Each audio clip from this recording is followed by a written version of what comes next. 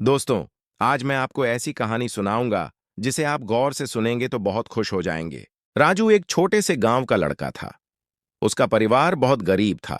ना ठीक से खाना मिलता था, ना अच्छे कपड़े, और पढ़ाई का तो कोई साधन ही नहीं था। उसके पिता खेतों में मजदूरी करते थे और माँ दूसरों के घर बर्तन धोती थी। लेकिन राजू के सपने बहुत बड़े थे। वह एक दिन इंजीनियर बनना चाहता था।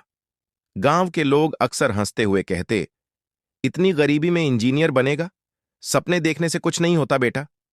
लेकिन राजू ने उनकी बातों को अपनी ताकत बना लिया। उसने ठान लिया था कि चाहे कितनी भी मुश्किलें आईं, वह हार नहीं मानेगा। हर दिन सुबह 4 बजे उठकर वह पहले एक चाय की दुकान पर काम करता, जहां से थोड़े पैसे मिलते थे। स्कूल से लौटने के बाद वह पुराने अखबार बेचता, जिससे उसकी पढ़ाई का खर्च निकल सके। राजू के पास न मोबाइल था, न कोचिंग।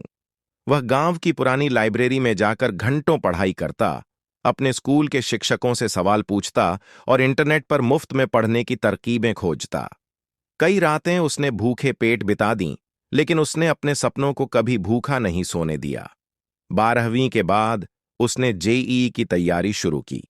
पहली बार में वह परीक्षा में सफल नहीं हो सका। गांव वालों ने फिर ताना मारा, लेकिन इस बार राजू और भी मजबूती से खड़ा हुआ। उसने 1 साल और मेहनत की, दिन रात एक कर दिया, और दूसरी बार में देश के एक प्रतिष्ठित इंजीनियरिंग कॉलेज में उसका चयन हो गया।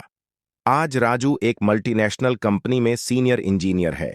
वही गांव जो कभी उसका मजाक उड़ाता था, आज उस पर गर्व करता है। उसने गांव में एक फ्री कोचिंग सेंटर खोला है, जहां गरीब बच्चों को मुफ्त में पढ़ाया जाता है। राजू कहता है, अगर सपना सच्चा हो और इरादे मजबूत, तो कोई भी जीरो से हीरो बन सकता है।